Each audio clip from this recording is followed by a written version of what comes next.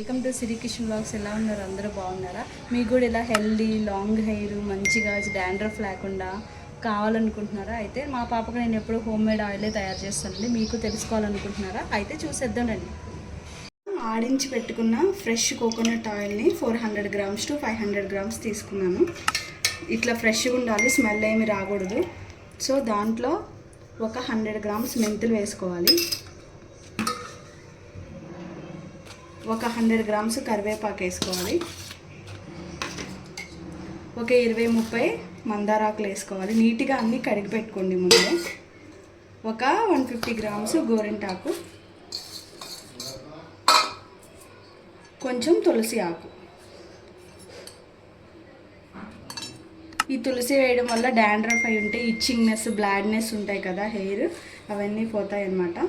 ఇట్లాగా కలబందని కట్ చేసుకుని ఒక ఫుల్ స్టెమ్ కట్ చేసుకున్నాను. నీట్గా కట్ చేసుకొని ఎల్లో కలర్ది పోయేంత కడిగి ఆరబెట్టుకోండి.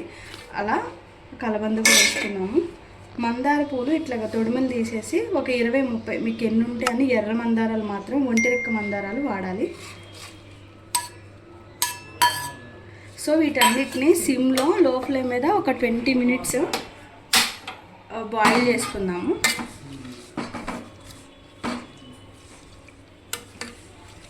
ఇట్లా మందమైన గిన్నెలో పెట్టుకోవాలండి, ఎందుకంటే ఎక్కువసేపు మరగబెట్టుకోవాలి కదా, లో ఫ్లేమ్లో మరగబెట్టుకోవాలి.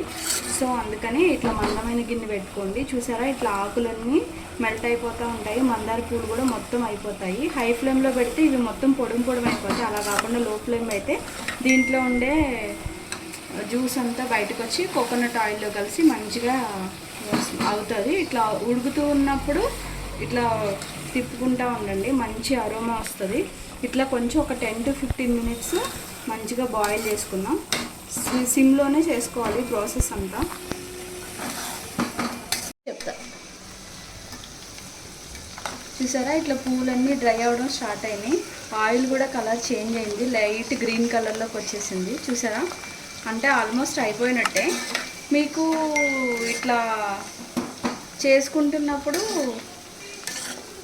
ఇట్లా కర్పూరం ఉంటాయి కదా, హారతి కర్పూరం ఒక 5-4 వేసుకోండి. అవి స్మెల్ కోసం, జస్ట్ అవి కట్టేసే ముందు వేసేసుకోవాలి.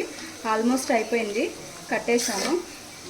బాగా గ్రే హెయిర్ ఉంది, హెయిర్ వాళ్ళకి బాగా గ్రే ఉంది, బ్లాక్ లేదనుకుంటే మీరు ఇందులో హాఫ్ కొబ్బరి నూనె, హాఫ్ ఆముదం నూనె అంటే క్యాస్టర్ ఆయిల్, అది కూడా కలిపి చేసుకుంటే అది ఇంకా హెల్దీ హెయిర్కి. బట్ నేను క్యాస్టర్ ఆయిల్ వేయలేదు, ఓన్లీ కోకోనట్ ఆయిల్తో చేసుకుంటున్నాను. అంతేనండి, ఆయిల్ రెడీ అయిపోయింది.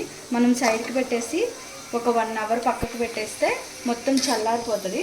చల్లారిపోయిన తర్వాత మొత్తం పిండేసుకొని ఒక డబ్బాలో స్టోర్ చేసుకొని ఎయిర్ టైట్ కంటైనర్లో ఒక 2 మంత్స్ వరకు నిల్వ ఉంటుంది.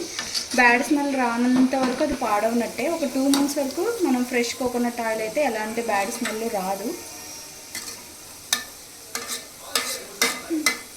మంచిగా చల్లారిపోయింది కదా, ఆయిల్ కూడా చూడండి ఎంత గ్రీన్ కలర్లో ఎంత బాగుందో. ఇప్పుడు దీన్ని మంచిగా ఇట్లా వైట్ క్లాత్ తీసుకొని వడకట్టుకొని ఎయిర్ టైట్ కంటైనర్లో మంచిగా స్టోర్ చేసుకుంటే ఆయిల్ ఎన్ని రోజులైనా ఉంటుంది. ఒక 2 మంత్స్ వరకు బాగుంటుంది.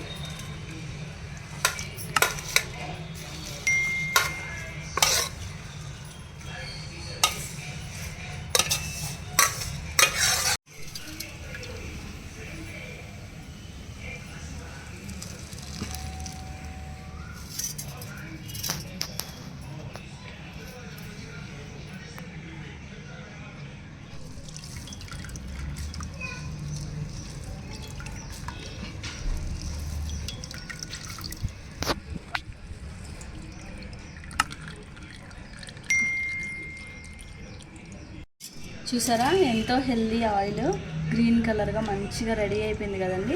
దీన్ని ఇప్పుడే ఏమి ఎయిర్ కొంచెం మొత్తం చల్లారబడిపోయిన తర్వాత మంచిగా ఎయిర్ టైట్ కంటైనర్లో 2 మంత్స్ వరకు స్టోర్ చేసుకొని వీక్లీ ట్వైస్ అయినా అట్లీస్ట్ హెయిర్కి అప్లై చేస్తే grey hair, baldness, dandruff, hair fall అన్నీ కంట్రోల్ అవుతాయి. హెయిర్ కూడా మంచిగా ఉంటుంది. పిల్లలకి కెమికల్ ఆయిల్స్ యూస్ చేసి దానికంటే ఇట్లా న్యాచురల్గా ఇంట్లోనే తయారు చేసుకుంటే బాగుంటుంది. ఆమ్లా కూడా ఉంటే మీరు ఇందులో ఆమ్లా యాడ్ చేసుకోండి ఈ ప్రాసెస్లో. నా దగ్గర ఆమ్లా లేదు, అందుకే నేను యాడ్ చేయలేదు.